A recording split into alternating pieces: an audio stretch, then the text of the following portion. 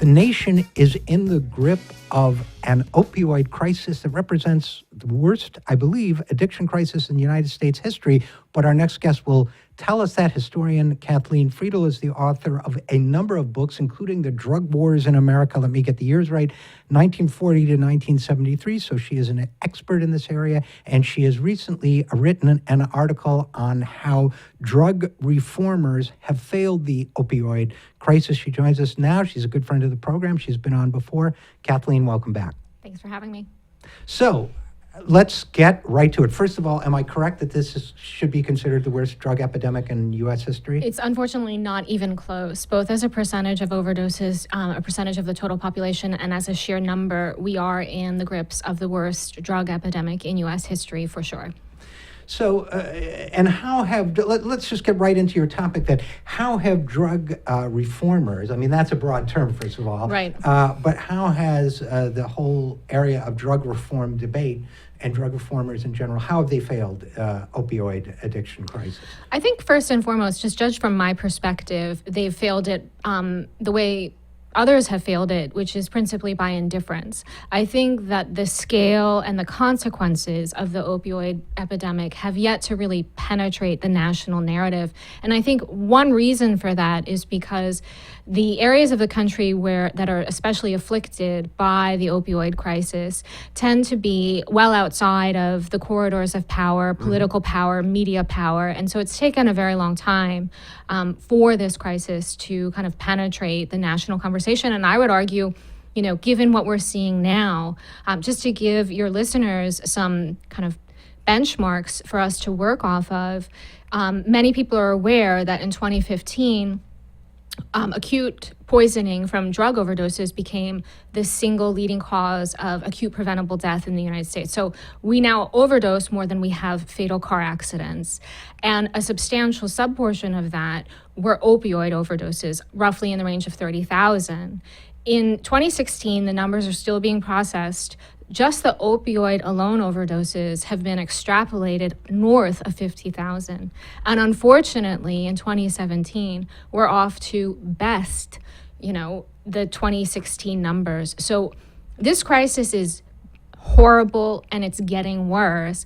And we don't see the sort of clarity or alarm or awareness that I think would behoove our political apparatus and in particular drug reformers. But recently I've noticed within that... And just let me stop you for a second to make a couple points about what you just said, because I think it's really important. Yeah. Number one, my first point is that if anything, these numbers, I would guess, but you tell me, are understated because they don't include, these are deaths by overdose, but they might not include an automobile accident caused by intoxication, or something might be classified as a suicide, but drugs are a disinhibitor to suicide. So there may be multiple other ways, other health problems that are that yes, arise. absolutely. So if anything, this epidemic is causing way more death even than that, and those are staggering numbers when we compare them to deaths from terrorism or it's beyond. Yeah. I mean, since this opioid crisis began, basically when OxyContin was approved by the FDA, since this opioid crisis began, we've lost more people to opioid overdoses than we lost in battle casualties during World War II. We're fighting a war here. We're fighting a war. It's just not been a recognized war, and it's not been a war that everyone has had to enlist or serve in. Now, let's define our terms, too, going forward, just for the listeners who might not understand. So when we talk about opioids, we mean...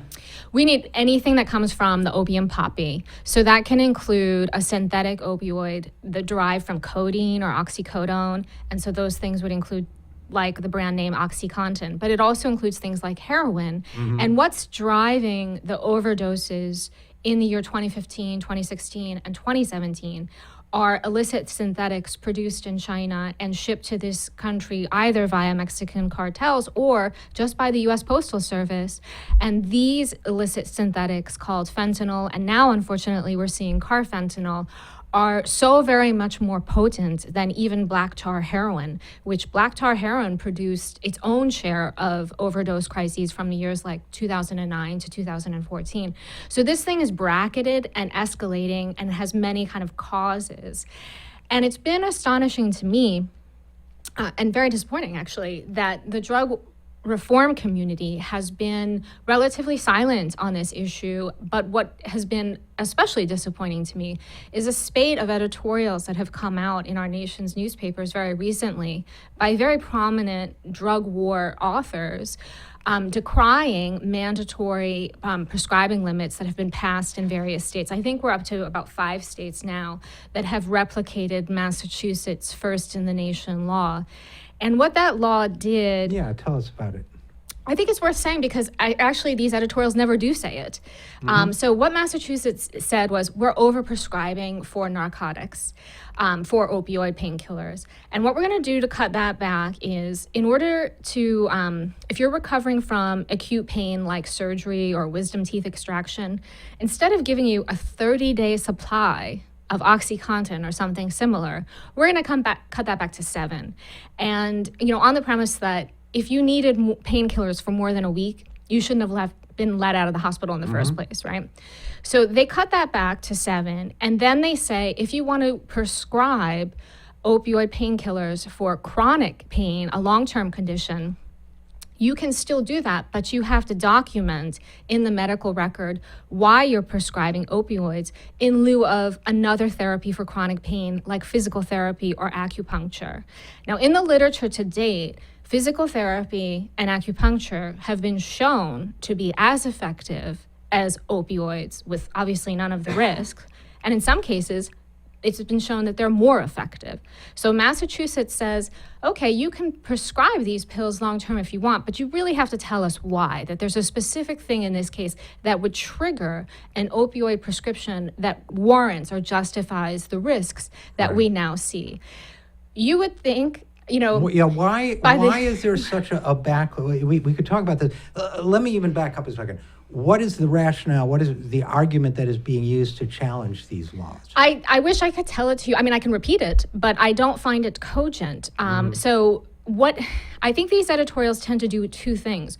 One is they suggest that the threat of prescription painkillers has been vastly exaggerated. And what I found and what I write about in the piece that you mentioned is that the data that they summon to prove that point isn't really data at all.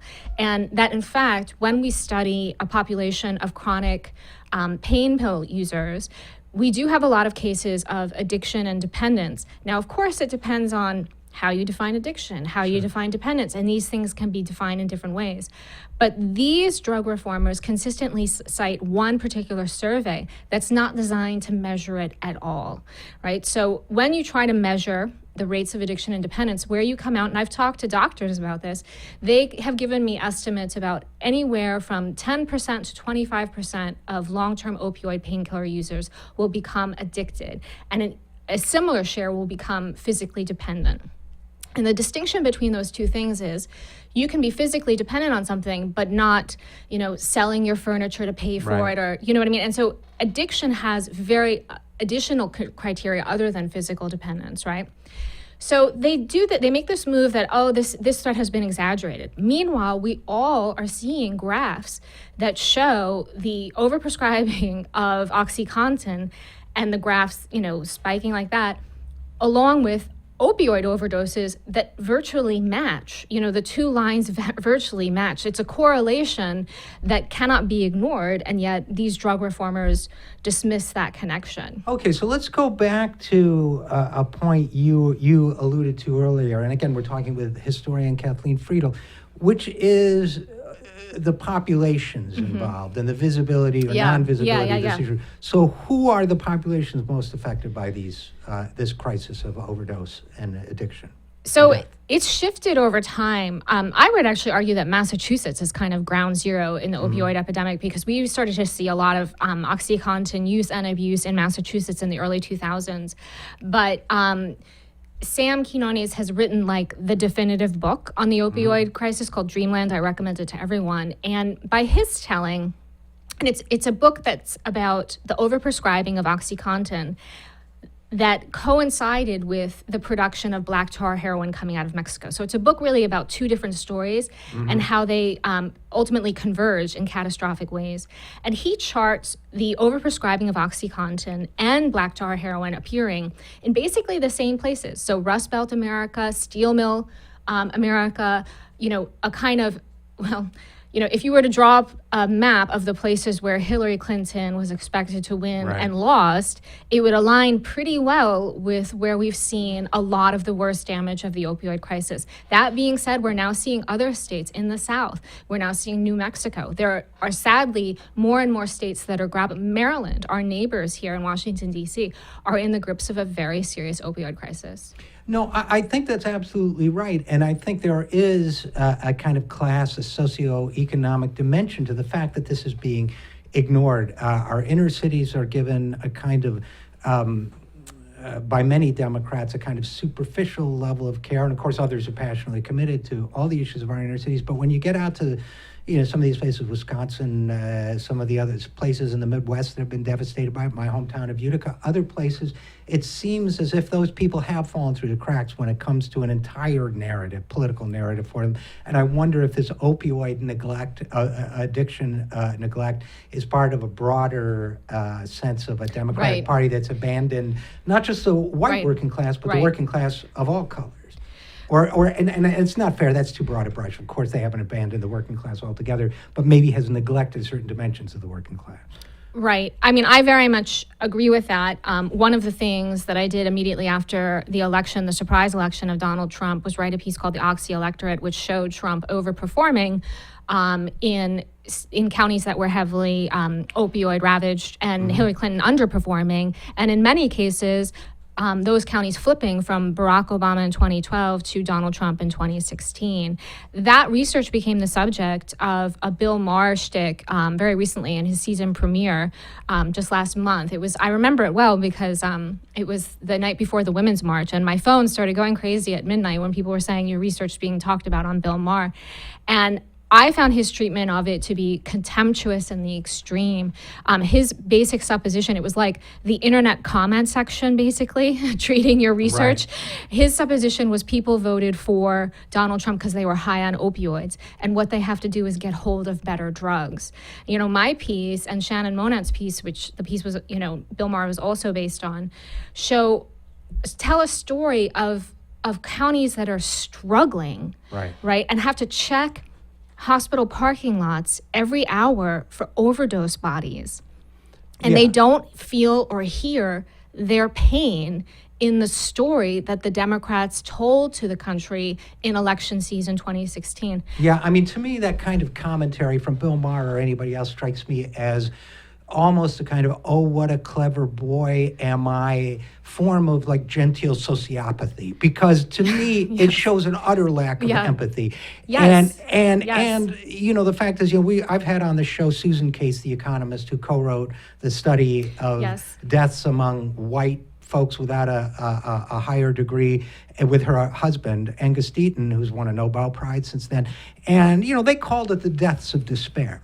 So to kind of mock the despair that leads to suicide and drug overdose and dismiss the causality of it.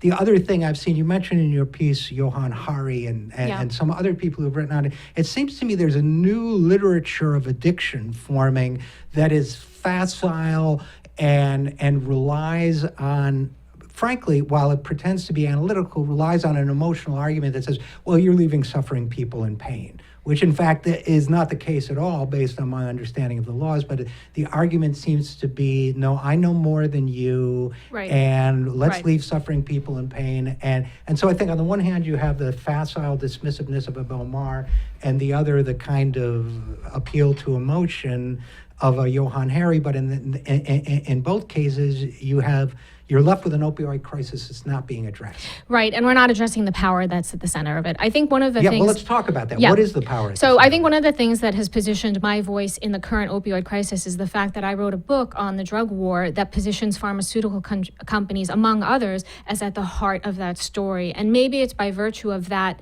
positioning and that knowledge, my knowledge, that back in the 1930s, pharmaceutical companies were overproducing heroin and not really worried if it was diverted into illicit markets. And that's the thing that led to its prohibition. My understanding of how pharmaceutical companies have behaved historically informs my understanding of how they behave today. And we're not really people are like, well, all we have to do is educate the medical profession. Actually, the medical profession is so recalcitrant to innovation, they have to have entire collectives devoted to evidence-based understanding, and they still don't penetrate into the far reaches of the medical profession. And so we will not effectively deal with this opioid crisis until we deal with pharmaceutical companies. And for whatever reason, that epiphany has been very slow in coming and greatly resisted among the community of drug reformers. And I have to tell you that I've been attacked on Twitter for orphaning pain patients by supporting the kind of Massachusetts legislation which I think should be national. And I don't understand it at all, because as I mentioned in the piece, the only thing that the literature has a total absence of evidence on is the effectiveness of opioids in managing chronic pain. Right. That's the thing that has not been proven. The risks have been demonstrated. The addiction and dependence, okay, we don't have the range down, but it's been shown. Right. What's not been shown is the effectiveness. And the only other thing I would add to that is that these laws don't actually orphan people. They just require further documentation. Absolutely. So unfortunately, we're going to have to leave it there. But great writing, great research as always, and great talking to you as always. Kathleen Frydl, historian, thanks for coming back. Thanks for having me.